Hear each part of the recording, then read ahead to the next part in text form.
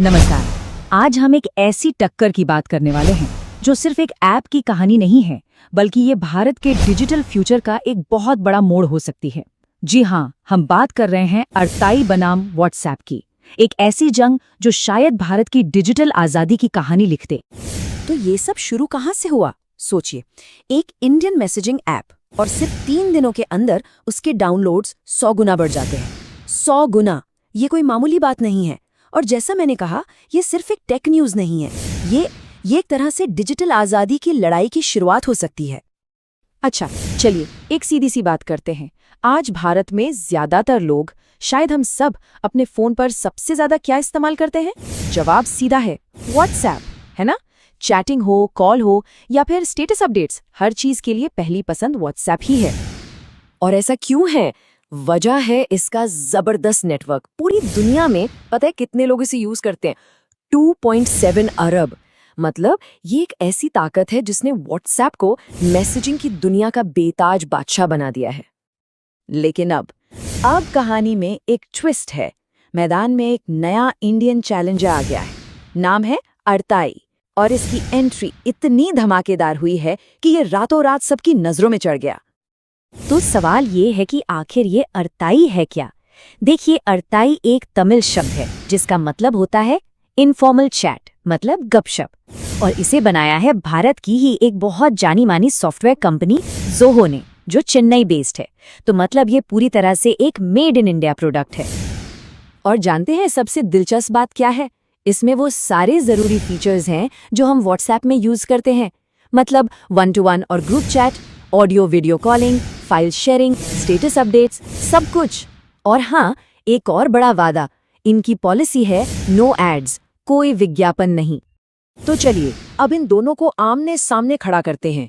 एक तरफ है दुनिया का सबसे बड़ा खिलाड़ी और दूसरी तरफ है ये नया इंडियन चैलेंजर। देखते हैं कौन किस पर भारी पड़ता है। देखिए, यहाँ जो सबसे बड़ा और सबसे जरूरी फर्क है वो सबका ध्यान खींचता है। व्हाट्सएप वो मेटा की एक अमेरिकन कंपनी है, तो मालिकाना हक विदेशी हुआ। और सबसे अहम बात, हम सबका डेटा विदेशों में स्टोर होता है, जिस पर विदेशी कानून लागू होते हैं। अब दूसरी तरफ है अड़ताई। ये ज़ोहो की एक इंडियन कंपनी है।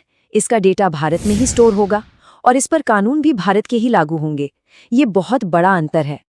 तो अगर इसे शॉर्ट में समझें तो व्हाट्सएप की सबसे बड़ी ताकत है उसकी ग्लोबल पहुंच और नेटवर्क इफेक्ट। मतलब हमारे सारे दोस्त, रिश्तेदार सब पहले से ही वहां हैं।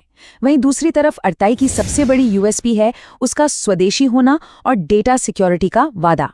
लेकिन सवाल ये उठता है कि क्या अड़ताई के लिए ये रास्ता इतना आसान है? तो जवाब है बिल्कुल नहीं। इसके सामने बहुत बड़ी चुनौतियां हैं, लेकिन हाँ, कुछ जबरदस्त मौके भी हैं। तो पहले बात करते हैं उन मुश्किलों की जो अड़ताई के रास्ते में है। देखिए, सबसे बड़ी चुनौती है व्हाट्सएप का वो नेटवर्क इफेक्ट। किसी को ऐसे प्लेटफॉर्म पर लाना बहुत मुश्किल होता है जहां उसके दोस्त और परिवार हैं ही नहीं। दूसरी मुश्किल है हमारी आदत। हम सबको व्हाट्सएप इस्तेमाल करने की आदत पड़ चुकी है और आदतें बदलना आसान नहीं होता। और फिर व्हाट्सएप जैसी अरबों खरबों डॉलर की कंपनी से टेक्नोलॉजी की रेस में टिके रहना और उतना बड़ा इंफ्रास्ट्रक्चर खड़ा करना, इसके लिए बहुत पैसा चाहिए।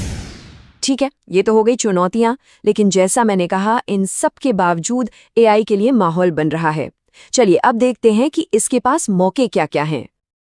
देखिए, इस वक्त देश में स्वदेशी और वोकल फॉर लोकल का एक सेंटिमेंट है जो अड़ताई के लिए बहुत फायदेमंद हो सकता है। साथ ही लोगों में विदेशी ऐप्स की प्राइवेसी पॉलिसी को लेकर डर और चिंता भी बढ़ रही है। और सोचिए, अगर सरकार से भी थोड़ा सपोर्ट मिल जाए और खासकर देश के युवा इसे अपना लें, तो ये एक गेम चेंजर साबित हो सकता है। तो अब आते हैं सबसे बड़े सवाल पर।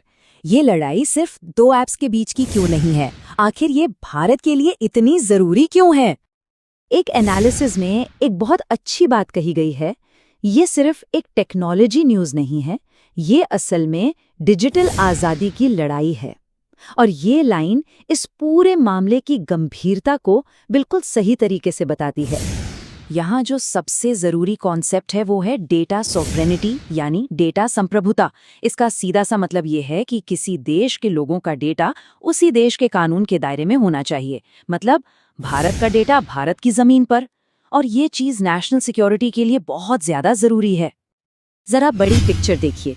अड़ताई जैसे ऐप्स का आना आत्मनिर्भर भारत के सपने की तरफ एक बहुत बड़ा कदम है। ये विदेशी टेक कंपनियों की मोनोपोली को सीधा चैलेंज है। ये हमारे देश में इनोवेशन को बढ़ावा देगा और क्योंकि डेटा देश में ही रहेगा तो ये हमारी साइबर सिक्योरिटी को भी और मजबूत करेगा। तो आखिर में ये पूरा मामला एक बहुत ही अहम सवाल हमारे सामने छोड़ जाता है।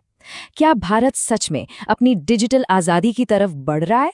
क्या अड़ताई जैसे स्वदेशी प्रयास सिर्फ एक ऐप की कामयाबी बनकर रह जाएंगे, या फिर ये भारत की डिजिटल स्वतंत्रता की ओर एक बहुत बड़ा मील का पत्थर साबित होंगे? इसका फैसला आने वाला वक्त और हम सब करेंगे।